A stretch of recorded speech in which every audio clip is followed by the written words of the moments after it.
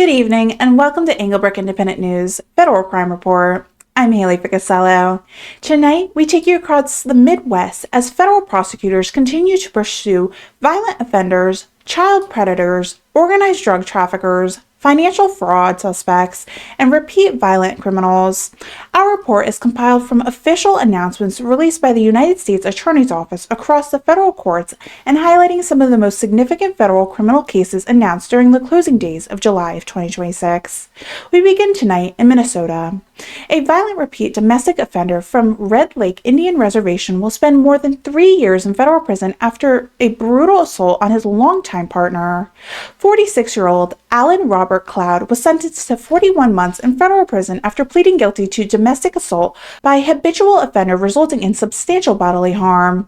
Federal prosecutors say Cloud tracked down the victim after she attempted to hide inside a neighbor's home.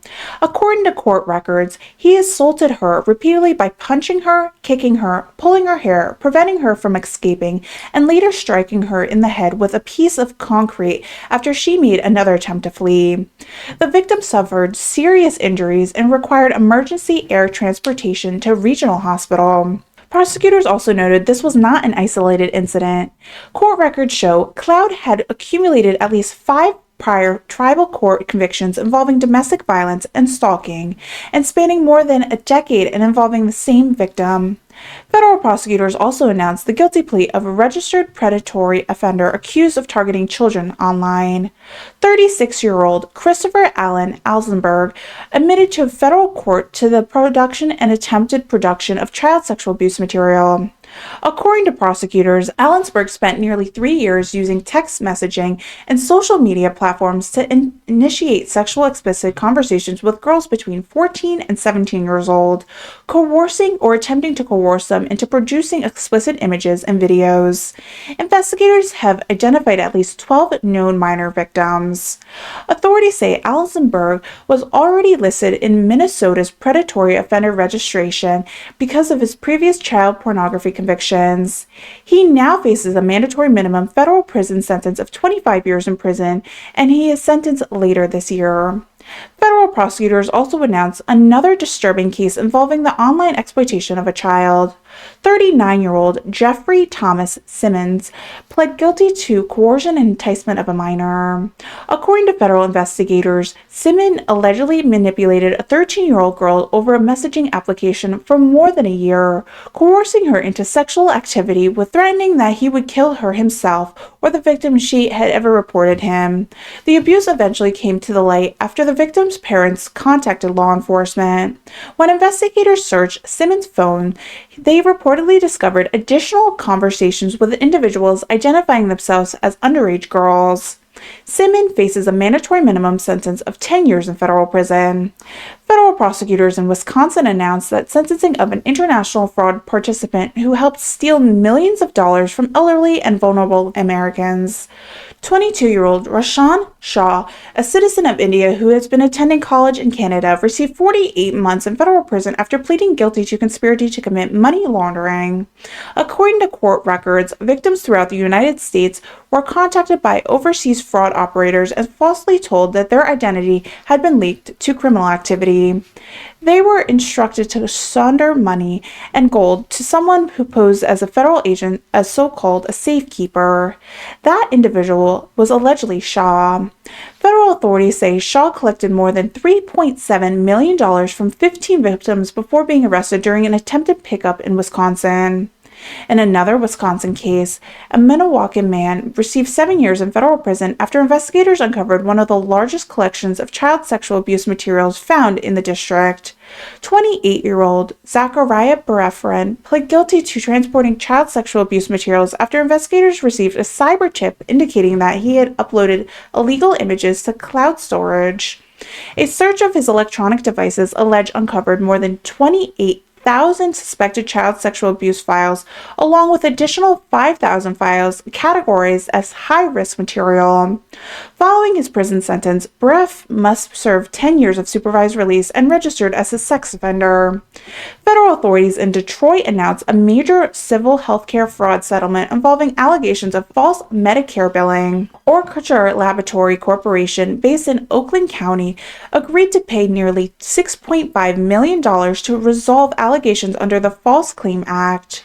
Federal investigators allege the laboratory billed Medicare for over-the-counter COVID-19 test kits that beneficiaries never requested and, in some cases, never received.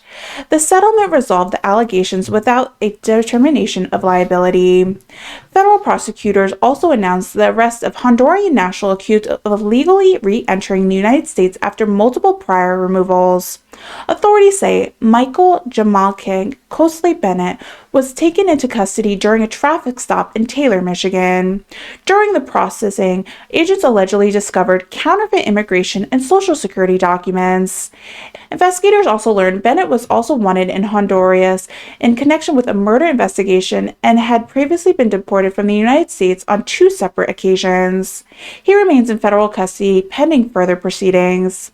Federal prosecutors in Cleveland announced a lengthy prison sentence in 2 major narcotic trafficking investigations. 43-year-old Sherman Thomas was sentenced to nearly 23 years in federal prison for leading a conspiracy that moved methamphetamine from the United States-Mexico border into northern Ohio using United States Postal Services.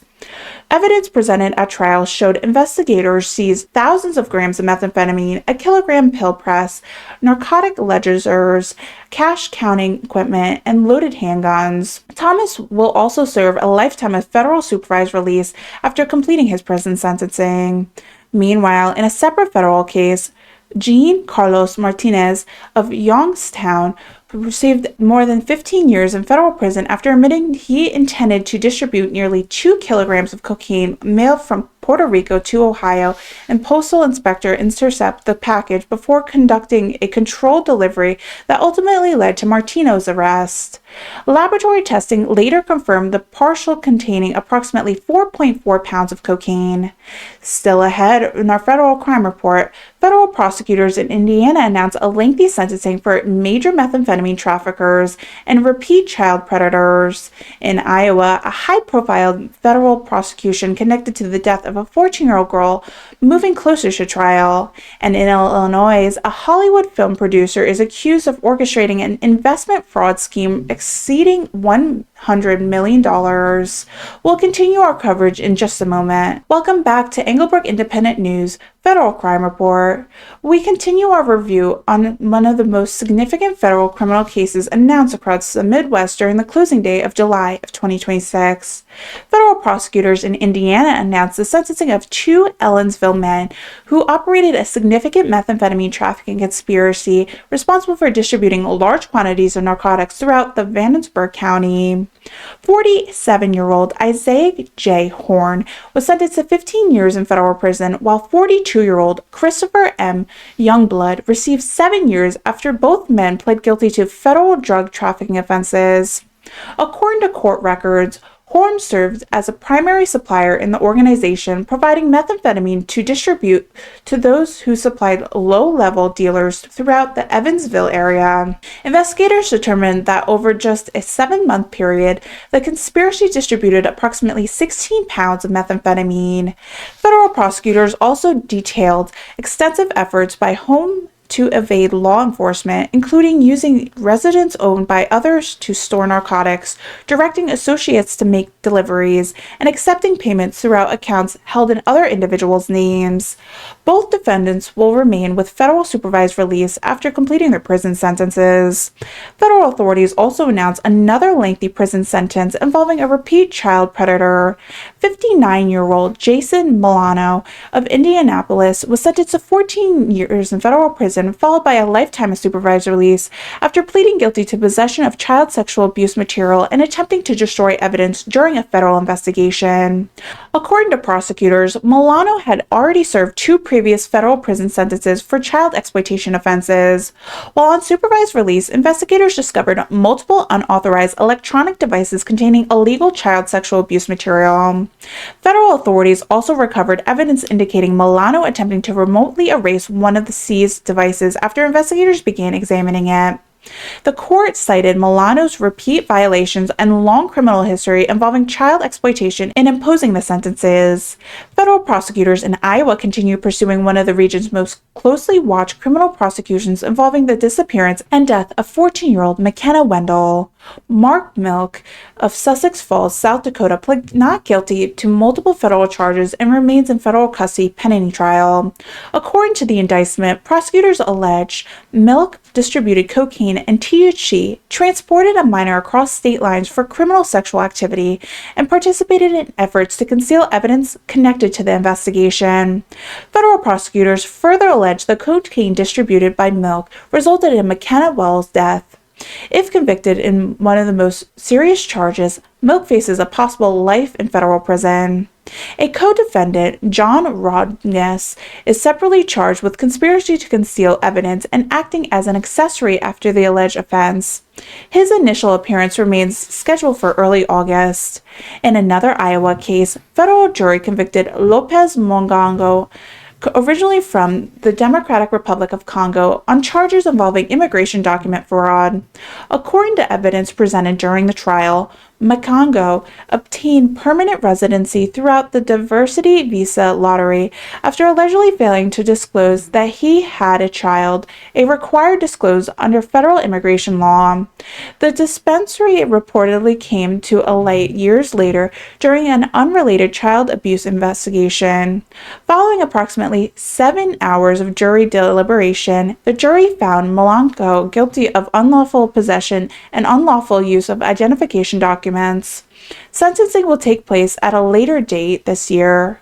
Federal prosecutors in Chicago announced charges against Hollywood film producer accused of orchestrating a massive investment fraud scheme. A federal grand jury indicts Jason Cloth. Allegedly, he fraudulently obtained more than $1 million from investors throughout perpetrated film production and entertainment investment opportunities. According to the indictment, investors were allegedly promised substantial returns while funds were instead diverted into unrelated ventures, including Canadian real estate development projects. Prosecutors further allege portions of the operation functioned as a Ponzi scheme, with money from new investors being used to repay earlier investors. Cloth was arrested in California and will face charges in federal court in Chicago. If convicted, penalties will be determined by the court following federal sentencing guidelines. Federal prosecutors also announced the sentencing of a suburban Chicago man who mailed threatening communications to members of federal jurisdiction. 66-year-old James Lerburn received 6 months in federal prison after pleading guilty to sending threatening letters to federal judges in Texas and Florida. According to prosecutors, the letters warned the level of anger is rising and include photographs of ammunition. Similar threatening correspondence was also mailed to employees of the U.S. Office of Personnel Management. Federal officials emphasized the threats against judges and other public servants will continue to be aggressively investigated and prosecuted. Meanwhile, another Illinois defendant receives a federal prison sentence after illegally possessing a firearm despite multiple prior felony convictions. 33-year-old Jonathan Scott was sentenced to 32 months in federal prison after admitting he unlawfully possessed a handgun outside a Chicago residence. Investigators say Scott displayed the firearm during an argument before officers recovered it from his vehicle. At the time of his arrest, Scott had already been on pretrial release in state court for unrelated violent offenses involving his former girlfriend. Because of his felony record, federal law prohibited him from possessing a firearm. Coming up in our final segment, federal prosecutors announced major developments in Missouri, including child exploitation, immigration, and an alleged multi-million-dollar Ponzi scheme. We'll also examine significant federal prosecutions involving a 30-year-old child murder cold case, a major narcotic conspiracy, and conclude in Arkansas with sweeping drug trafficking convictions and unusual federal smuggling prosecutions. Stay with us. Welcome back as we conclude tonight's Englebrook Independent News Federal Crime Report, highlighting major federal criminal cases announced in the Midwest during the closing days of July of 2026. Federal prosecutors in Missouri announced the sentencing of a Utah man who admitted to transporting a minor across state lines to engage in illegal sexual activity and illegal re-entry the United States after prior deportation. 34-year-old Eric Sonata Garcia was sentenced to 20 years in federal prison, followed by a lifetime of supervised release. According to court records, investigators located Sonata Garcia and a minor in Missouri during November of 2024 after he allegedly transported the child from Utah. During the investigation, Homeland Security investigators also recovered child sexual abuse material involving a second minor from a cell phone seized during the arrest. Federal authorities also confirmed Sonata Garcia was previously been deported from the United States on multiple occasions before unlawfully returning. In Springfield, a Guatemalan national admitted to illegally re-entering the United States after prior deportation. Julian Cruzbala Perez, 62, pled guilty in federal court to violating federal immigration law. Sentencing will be scheduled at a later date. Meanwhile, federal prosecutors in Kansas City announced criminal fraud allegations against Trevor Utels, a Lee's Summit investment advisor accused of operating an alleged Ponzi scheme that defrauded investors of more than $2 million. According to criminal complaints, Utels allegedly solicited investments by promising returners from storage unit ventures, while investigators contended investors' money was instead diverted into personal purchases, including luxury Rolex watches. Federal authorities allege the scheme involved at least 24 investors, and a federal judge was already entered a temporary restraining order prohibited fundraising while the criminal proceedings continued. Federal prosecutors announced the result of the Kentucky's largest running unsolved child homicide investigation. Robert Scott Forbringer, now 61, pled guilty in the 1996 kidnapping and murder of a 7-year-old Morgan Villani, bringing an end to the case that remains unsolved for 3 decades. According to prosecutors, advances in DNA technology and renewed forensic testing ultimately led to investigators to Froberg. Court records state that after escaping from custody twice during 1996, Froberg abducted Morgan from the Bowling Green before driving into neighboring Tennessee, where prosecutors say he murdered the child. Under the plea agreement, Froberg agreed to spend the remainder of his life in federal prison, bringing the measure of the long-awaiting justice to Morgan's family after 30 years. Federal prosecutors also announced the sweeping drug trafficking indictment following a lengthy Homeland Security Task Force investigation in Louisville.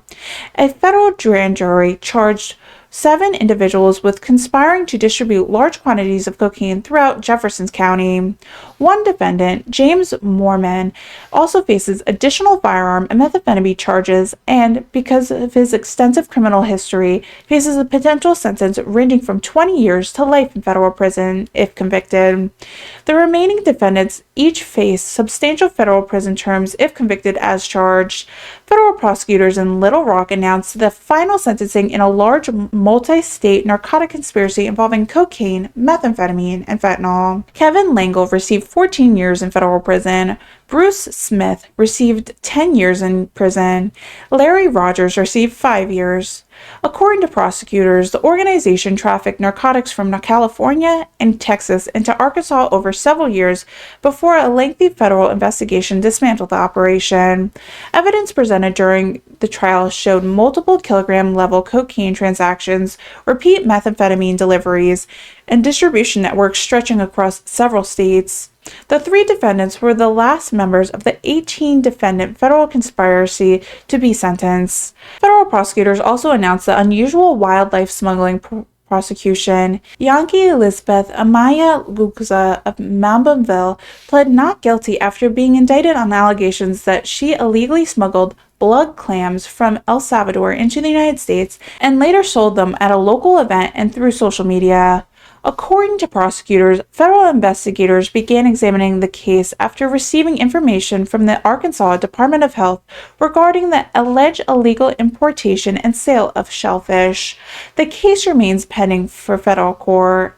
From violent crimes and child exploitation to organized narcotic trafficking and large-scale financial fraud, immigration offenses, and decade-old homicide investigation finally leading resolution, these cases represent only a portion of the work being carried out every day by federal prosecution, investigators, and law enforcement agencies throughout the United States. As always, Englebrook Independent News will continue monitoring significant federal criminal cases from every U.S. District Court and will bring you updates as investigations develop, indictments are returned, guilty pleas are entered, and sentencing are imposed. I'm Haylee Ficuciello, Senior Correspondent for Englebrook Independent News. Thank you for joining us for this edition of the Federal Crime Report. Good night.